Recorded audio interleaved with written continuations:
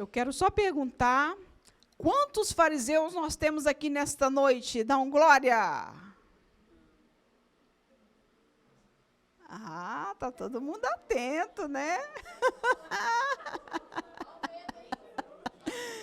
Está todo mundo atento, graças a Deus.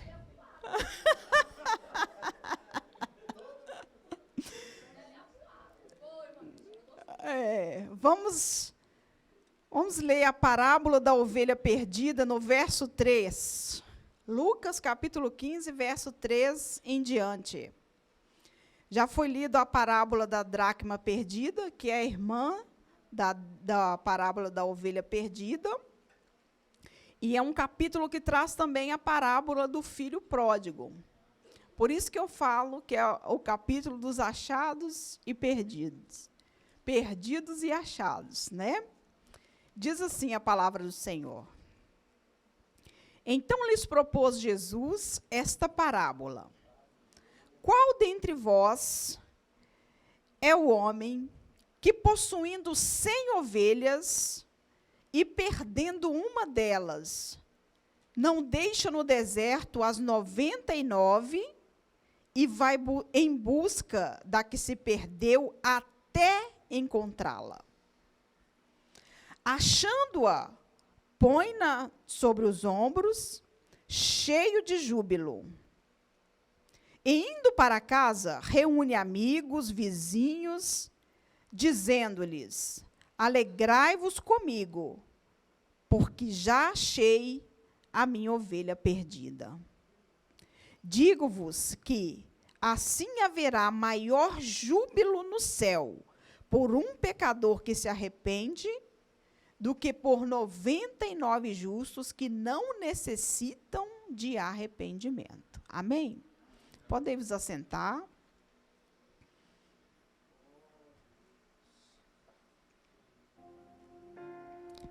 É muito importante nós prestarmos atenção, porque tudo Jesus faz com um propósito, com um objetivo.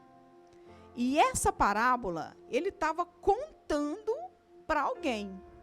Nós estamos lendo aqui, e eu quero frisar para os irmãos o que levou Jesus a contar esta parábola, esta história. Uma história para ilustrar o que ele queria dizer. O motivo de Jesus ter contado essa parábola vem escrito aqui no verso 1 do capítulo 15. Aproximavam-se de Jesus todos os publicanos e pecadores para o ouvir. E murmuravam os fariseus e os escribas, dizendo: este recebe pecadores e come com eles. Foi por causa da murmuração dos fariseus e dos escribas de Jesus está sendo, ele está acusando Jesus de se assentar e comer com os pecadores. Mas Jesus de fato estava com eles. Em momento algum, o Senhor Jesus tentou negar isso. Só que quando a palavra nos conta isso, Jesus estava anunciando o arrependimento para os pecadores e para os publicanos. Eles consideravam pecadores todos aqueles que não eram judeus. E publicanos eram os cobradores de impostos, muitas das vezes próprios judeus. Então os judeus consideravam eles como traidores. Agora, prestemos atenção na ótica dos fariseus nessa parábola. Qual era a ótica dos fariseus ali? Que pecadores era só quem eles estavam apontando, que eram os publicanos e aqueles que eles consideravam pecadores. Eles não olhavam para si mesmos, não se enxergavam como pecadores, se enxergavam como santos. E é aí, vamos dizer num bom português, que o bicho pegou para o lado deles. Porque com esta história, Jesus mostrou para eles que todos precisam de arrependimento. Porque na ótica de Jesus, todos ali precisavam de arrepimento. Tanto os pecadores, quanto os publicanos, tanto os escribas como os fariseus. Todos precisavam de arrependimento. Amém? Então, isso eu quero falar um pouquinho sobre a religiosidade e a cegueira espiritual. Por isso, nós vamos aqui em João,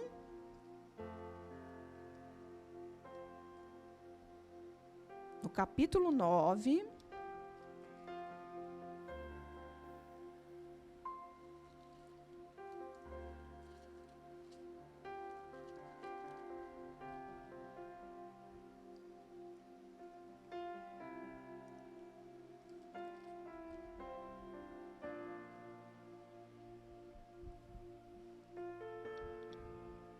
Vamos ler a partir do verso 35 até o 41. Quando Jesus se revela àquele cego que ele curou, o cego de nascença, que deu o maior problema por causa dos fariseus. Ouvindo Jesus o que tinham expulsado, encontrando-o, lhe perguntou. Jesus está conversando com o cego. Crês tu no Filho do Homem? Ele respondeu e disse: Quem é, Senhor, para que eu nele creia? Jesus lhe disse: Já o tens visto, e é o que fala contigo. Então afirmou ele: Creio, Senhor, e o adorou. Prosseguiu Jesus: Eu vim a este mundo para juízo, a fim de que os que não veem, vejam, e os que veem se tornem cegos. Alguns dentre os fariseus estavam perto dele e perguntaram-lhe: Acaso também nós somos cegos? Porque eles entenderam a tirada de Jesus, né? Respondeu-lhes Jesus: Se fosseis cegos, não teríeis pecado algum. Mas porque agora dizeis, nós vemos, subsiste o vosso pecado. Aqui nos mostra a cegueira espiritual que a religiosidade nos coloca. Coloca a minha vida e a sua. Vimos a igreja 4 vezes por semana, mas quando somos apenas religiosos, nós nos tornamos cegos, porque não enxergamos que necessitamos de arrependimento. Agora, quando eu e você reconhece que nós precisamos de arrependimento, nós tornamos nesses que não veem para que vejam. Quando nós vemos a nossa miséria, vemos o nosso pecado, aí nós reconhecemos diante do Senhor as nossas falhas e Ele é fiel para nos perdoar. Amém? Em Romanos 3:23 diz assim: Porque todos pecaram e destituídos foram da glória de Deus. Então, ou seja, todos nós precisamos reconhecer que nós somos pecadores e melhorar a cada dia, porque na ótica de Jesus, toda a humanidade carece de arrependimento. Amém? Porque eles queriam acusar Jesus, não é? Porque Jesus estava sentado com os escribas, com os publicanos e os pecadores. Dessa mesma forma também, lá no Salmos 1, eles estão falando que Jesus está em contradição com o Salmos 1, que é não se assentar na roda dos escarnecedores, né? E então, se Jesus estivesse fazendo isso, Jesus estava em discordância com a própria palavra, sendo que isso não é verdade. Quando Jesus está falando com os pecadores, com certeza Jesus está chamando eles ao arrependimento. Em Lucas 5:27, nos mostra que Jesus ele comia sempre com os pecadores. Fala assim: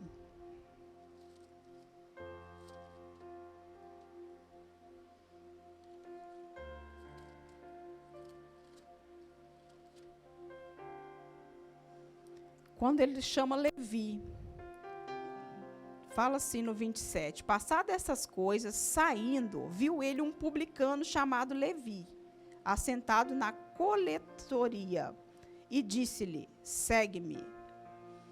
E se levantou e, deixando tudo, o seguiu.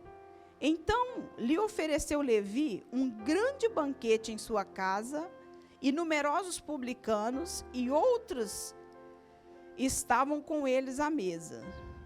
Os fariseus e seus escribas, de novo, olha aí, murmuravam contra os discípulos de Jesus, perguntando, por que comeis e bebeis com publicanos e pecadores?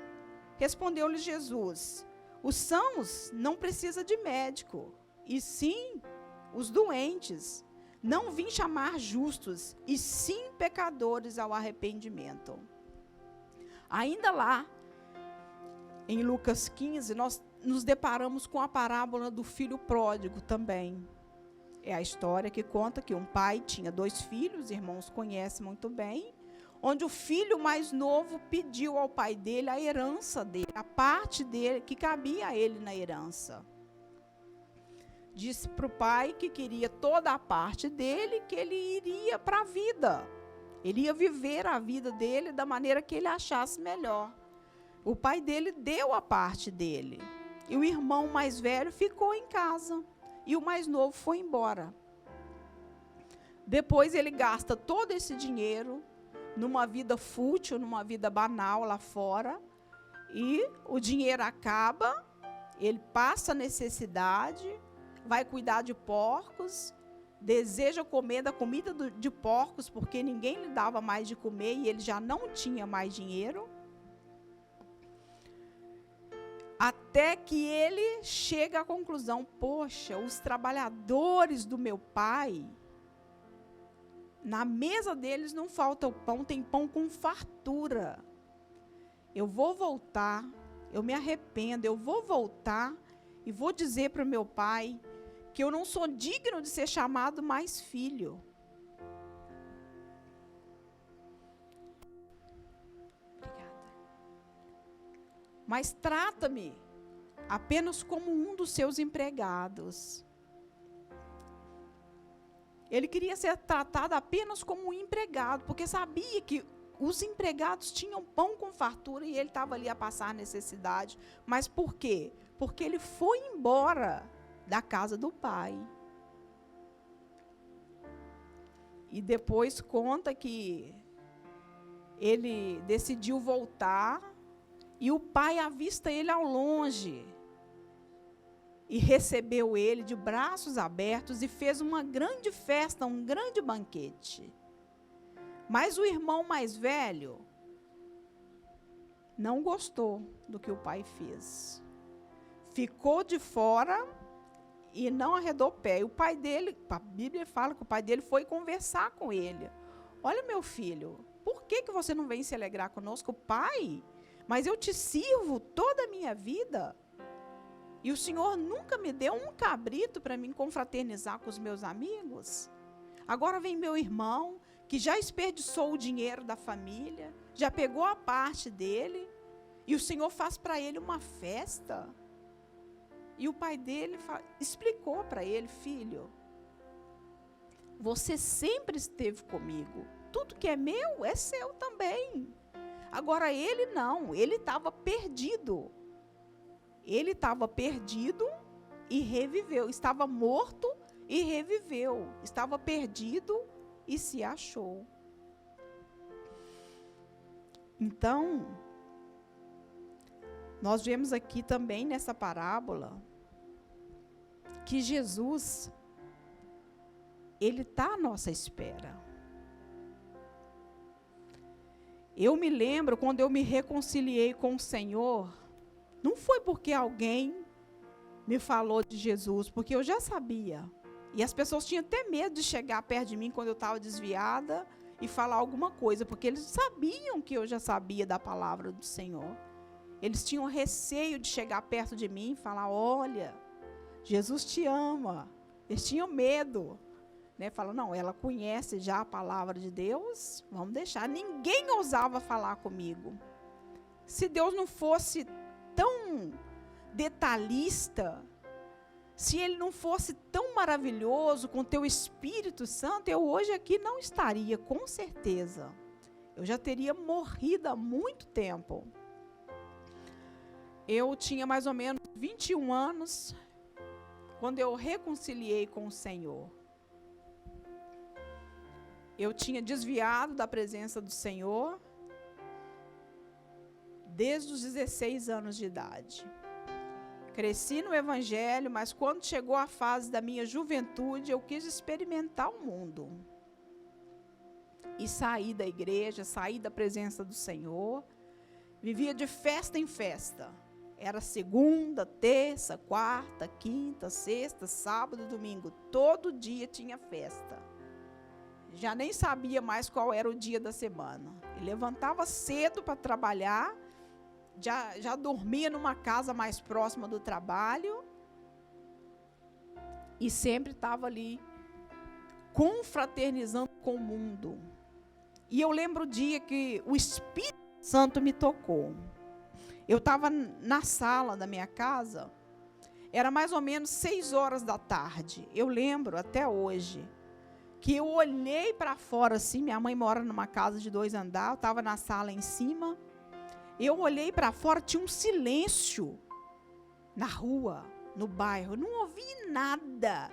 Sabe quando está tudo parado, você não ouve voz de ninguém? Eu olhei e meu coração, naquele momento, sentiu o toque do Espírito Santo. É hora de você voltar, senão você não vai ter mais tempo. E era 6 horas da tarde. Eu peguei, corri, tomei um banho. O culto na igreja do meu pai, acho que começava às 6 horas. Eu fui rapidamente, vesti uma roupa e saí correndo e fui para a igreja. E graças a Deus, eu estou até hoje na igreja. Já chega, já andei no mundo, já tive prejuízos demais, que é só prejuízo que o mundo dá. Mas graças a Deus o Senhor me resgatou.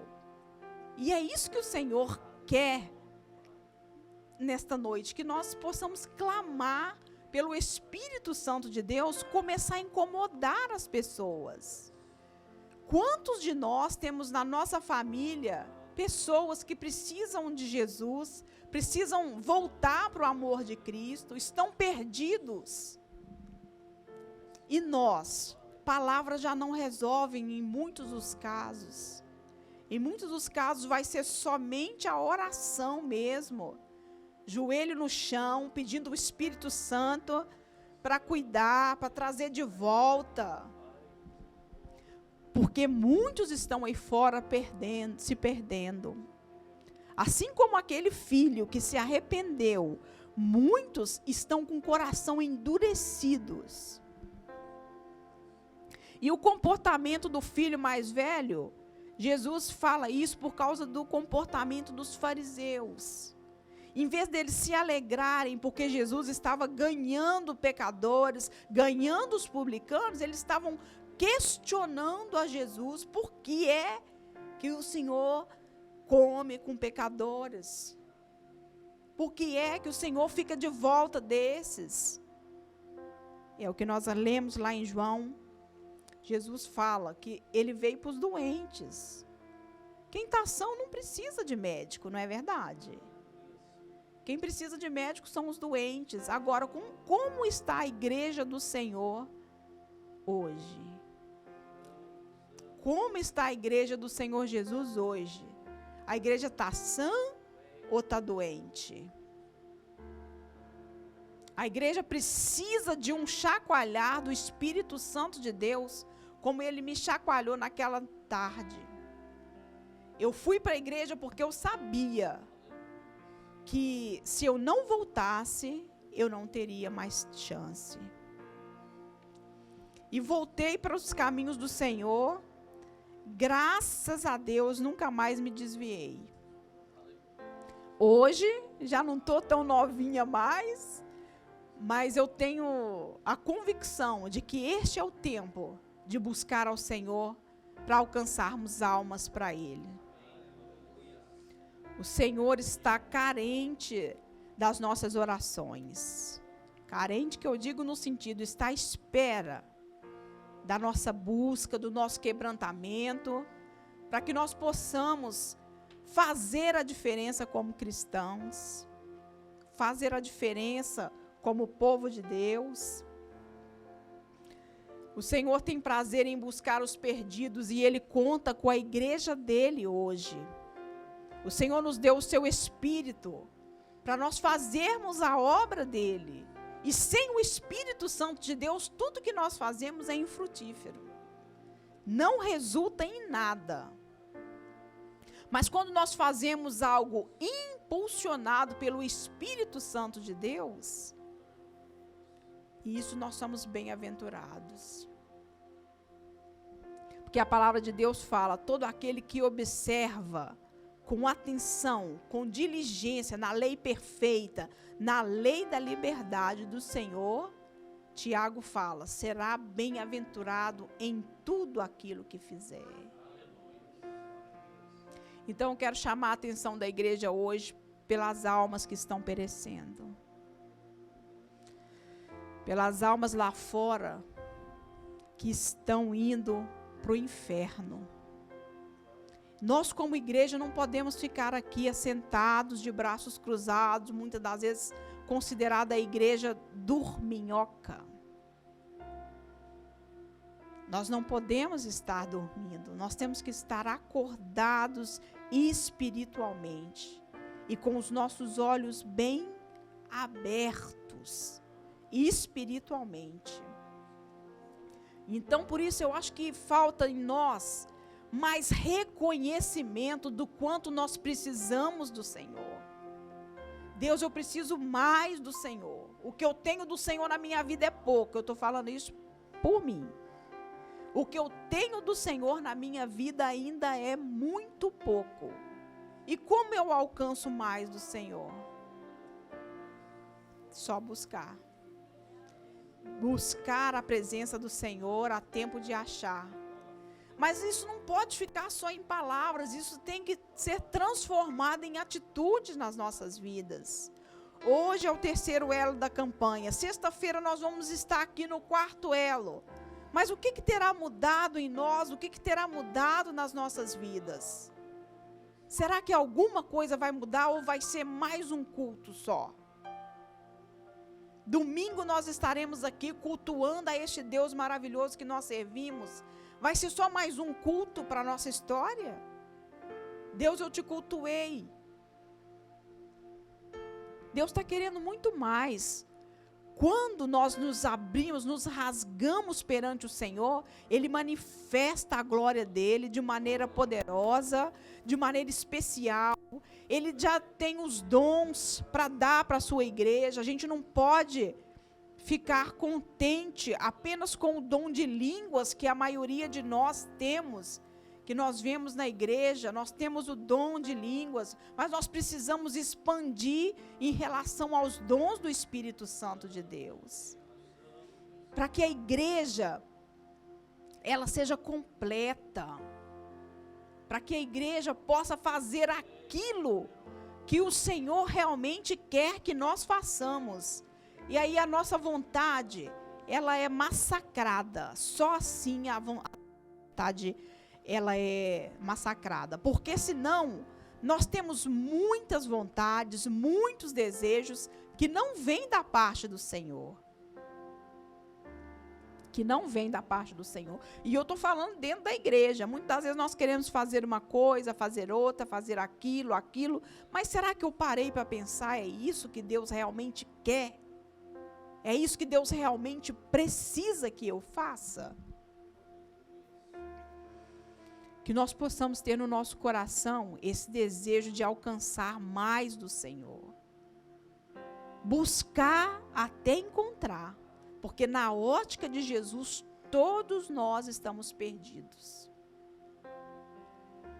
Agora, quando nós voltamos o nosso coração com sinceridade para Cristo, para o Senhor, aí sim, nós alcançamos mais do Senhor. Os irmãos não precisam abrir a Bíblia, mas eu vou ler aqui em Lucas 18, a parábola do fariseu e do publicano, que diz assim: propôs também esta parábola a alguns que confiavam em si mesmos, por se considerarem justos, e desprezavam os outros. 2 homens subiram ao templo com o propósito de orar, um fariseu e um publicano. O fariseu, posto em pé, orava de si para si mesmo desta forma. A palavra já entregou para quem ele orava. De si para si. Ele não orava para Deus. Ele já orava na vaidade dele, ele orava para ele mesmo. Ó Deus, graças te dou, porque não sou como os demais homens, roubadores, injustos e adúlteros, nem ainda como este publicano. Jejuo 2 vezes por semana e dou o dízimo de tudo quanto ganho. O publicano, estando em pé, longe, não ousava nem ainda levantar os olhos aos céus, mas batia no peito dizendo: ó Deus, sê propício a mim, pecador. Digo-vos que este desceu justificado para sua casa, e não aquele, porque todo o que se exalta será humilhado, mas o que humilha será exaltado. Essa parábola é demais. Nos ensina aqui a humildade de reconhecer as nossas falhas e fraquezas. Saber que nós não somos nada. Reconhecer que nós não somos nada perante o Senhor. Enquanto eu achar que eu sou alguma coisa, Deus não tem lugar na minha vida. Enquanto eu pensar que eu sou, que eu faço, que eu aconteço, Deus não tem espaço na minha vida. 1 Coríntios 1:31 diz assim: aquele que gloria, glorie-se no Senhor. Então toda honra, toda glória tem que pertencer ao Senhor. Eu deixo essa palavra hoje para os irmãos, para meditar, que os irmãos possam ter compreendido, e o meu desejo era transmitir para os irmãos que nós precisamos mais do Senhor. Então nós precisamos buscar mais, orar mais, jejuar mais, ler mais a palavra. Ainda hoje, o pastor Eli falava comigo: você tem que gastar mais tempo com a palavra de Deus. Falava comigo: você tem que gastar mais tempo com a palavra de Deus. E eu também quero falar para vocês. Vocês também precisam passar mais tempo com a palavra de Deus, porque nós estamos caminhando juntos. E nós vamos vencer juntos, nós vamos superar tudo isso. Eu sei que muitos estão passando por lutas, provações, mas maior é aquele que está conosco, amém?